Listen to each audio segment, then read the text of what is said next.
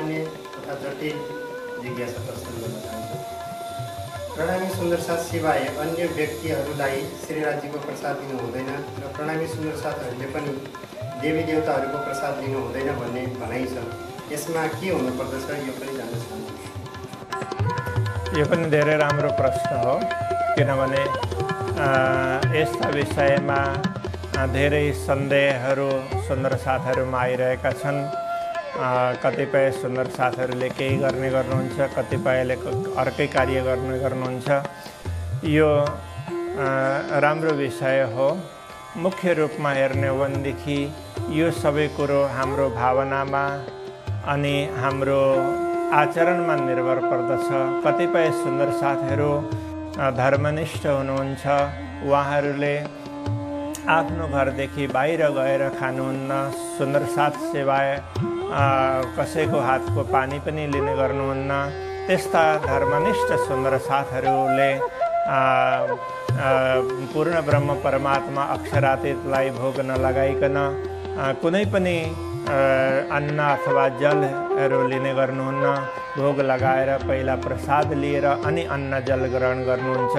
त्यस्ता सुन्दर साथहरूले आफ्नो निष्ठाको सधैँ नै पालन गर्नुपर्दछ अनि उहाँहरूले अरू कुनै स्थानमा गएर अन्य प्रसादहरू लिनुपर्ने अथवा त्यस्तो गर्ने कुनै आवश्यकता छैन।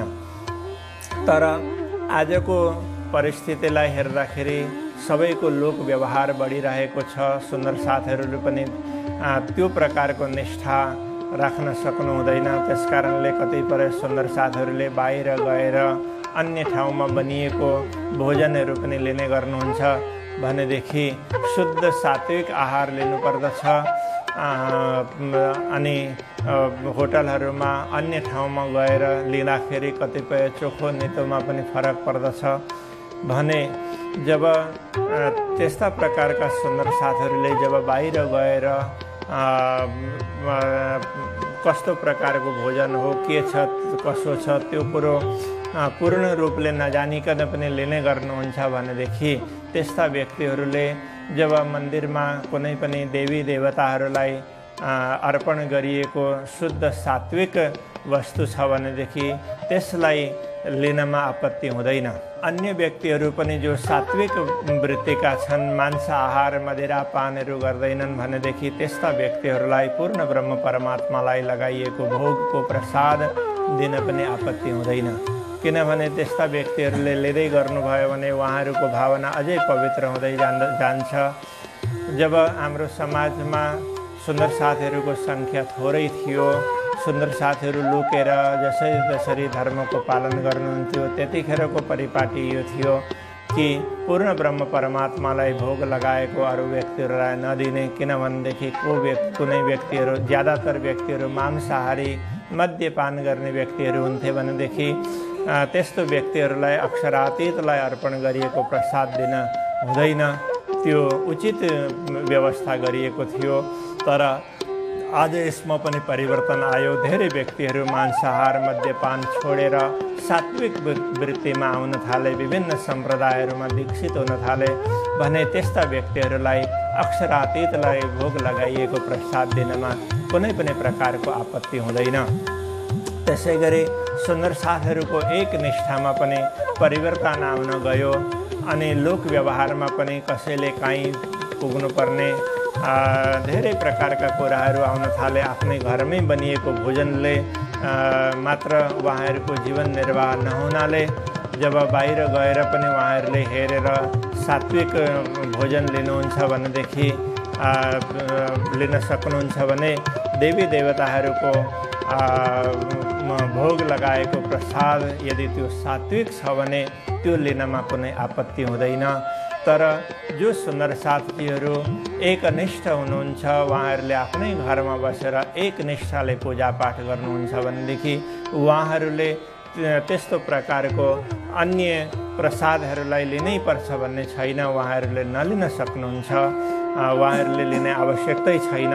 तर जुन व्यक्तिहरूले, जुन सुन्दर साथीहरूले विभिन्न ठाउँमा गएर जहाँ कहीँ बनिएको कुरो लिन सक्नुहुन्छ भनेदेखि उहाँहरूले त्यतिखेर त्यो देवी देवताहरूको सात्विक प्रसादलाई पनि तिरस्कृत गर्नु हुँदैन।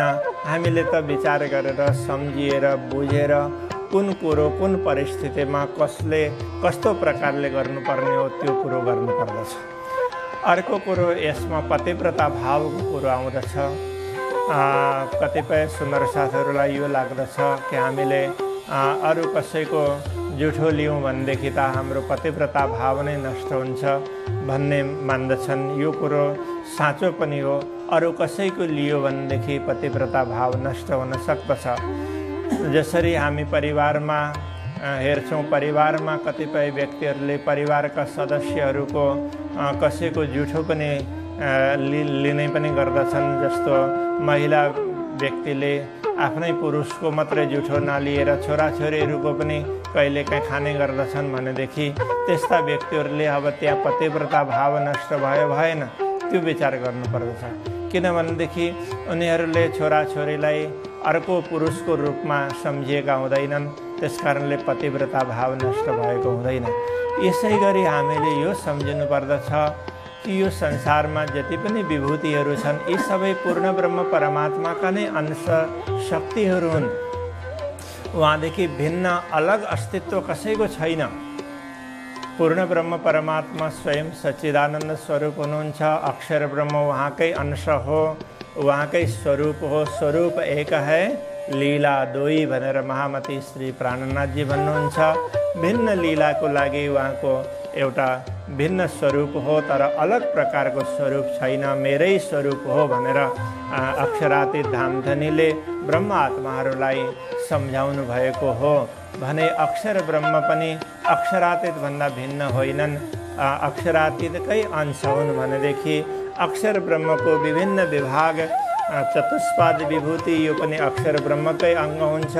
अनि अक्षर ब्रह्मबाट नै भगवान नारायण प्रकट हुन्छन् अनि भगवान नारायणबाट ब्रह्मा विष्णु महेश प्रकट हुन्छन् अनि देवी देवताहरू पनि प्रकट हुन्छन्। विभिन्न अवतारहरू ब्रह्मा विष्णु महेशबाट प्रकट हुन्छन् भनेदेखि यी सबै पनि मूलमा हेर्ने हो भनेदेखि अक्षरातीतकै अंश हुन्, अक्षरातीत भन्दा अलग छैनन्। उहाँकै परिकरहरू हुन्, सेवकहरू हुन्, उहाँकै कर्मचारीहरू हुन् भनेर पनि हामी मान्न सक्दछौँ भनेदेखि अक्षरातीतको बराबरीमा अर्को स्वरूप उहाँहरूको हुन सक्दैन। जसरी घरमा कुनै पनि दिदीबहिनीहरूले आफ्नो पतिको बराबरीमा अरू सदस्यहरूलाई हेर्दैनन्, अरू सदस्यहरूलाई परिवारको सदस्य मान्दछन्, तर पति भनेको आफ्नो पतिलाई आफ्नो पति भन्ने सम्झन्छन् भनेदेखि यसै गरी हामीले धर्म क्षेत्रमा अध्यात्म क्षेत्रमा पनि यो कुरो बुझ्नु पर्दछ। अक्षरातीत पूर्ण ब्रह्म परमात्मा आत्माका पति हुनुहुन्छ भने उहाँका विभिन्न शक्तिहरू अंशहरू एउटै परिवारका सदस्यको रूपमा उहाँकै सेवकका रूपमा छन्। हाम्रो सबै एउटै परिवार हो, यो कुरो हामीले बुझ्नु पर्दछ। तर यहाँ भ्रान्ति के हुन्छ भनेदेखि अज्ञानताको कारणले कतिपय व्यक्तिहरूले देवी देवताको स्वरूपलाई पनि पूर्ण ब्रह्म भनेर मान्ने गर्दछन्। यो भ्रान्ति हो, त्यस्तो प्रकारको भ्रान्ति हुनु हुँदैन। त्यसकारणले कतिपय व्यक्तिहरूले अज्ञानताको कारणले यी मेरा भगवान अनि यी तिम्रा भगवान भनेर भन्ने गर्दछन्। भगवान यसरी मेरा र अर्का हुँदैनन्। पूर्ण ब्रह्म परमात्मा भनेका सबैका हुन् अनि उहाँका शक्तिहरूलाई कसैले कुनै शक्तिलाई मानिरहेको छ, पूर्ण ब्रह्म परमात्मालाई जानेको छैन, कसैले अर्को शक्तिलाई मान्दछ। त्यस्ता अज्ञानी व्यक्तिहरूले यी मेरा र यी पराय भन्ने गर्दछन् भनेदेखि श्रीकृष्ण प्रणामी धर्मका अनुयायीहरूले त यो स्पष्ट जानेको हुन्छ कि पूर्ण ब्रह्म परमात्मा विश्व ब्रह्माण्डका मालिक एउटै नै हुनुहुन्छ अनि बाँकी सबै उहाँकै शक्तिहरू हुन्। कसैमा थोरै शक्ति छ, कसैमा ज्यादा शक्ति छ। यो कुरो स्पष्ट जानेको हुन्छ भनेदेखि पूर्ण ब्रह्म परमात्माको बराबरीमा अर्को स्वरूप उनीहरूले मानेकै हुँदैन। त्यसकारणले त्यहाँ पतिव्रता भाव कहिले पनि नष्ट हुँदैन। यो कुरो राम्ररी बुझ्नु पर्दछ। भन्नुको तात्पर्य यो हो, एकनिष्ठ सुन्दर साथीहरूले यताउता भट्किने आवश्यकता छैन।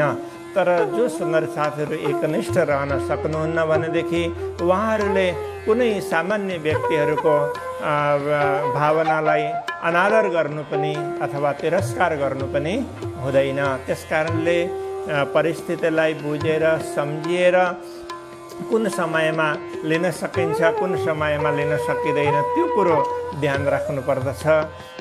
जुन व्यक्तिहरूले कुनै देवी देवताहरूको प्रसाद लिन्छन् भने ती व्यक्तिहरूले पनि जहाँ मांसाहार हुन्छ अथवा मारकाट हुन्छ, बलि प्रथा छ, त्यस्तो ठाउँमा गएर त प्रसाद लिँदैनन्। किनभनेदेखि त्यो त यो सात्विक कुरो नै होइन। जहाँ सात्विकता छ भनेदेखि कसैलाई मान दिनु, आदर दिनु, त्यसमा कुनै आपत्ति पनि आउँदैन।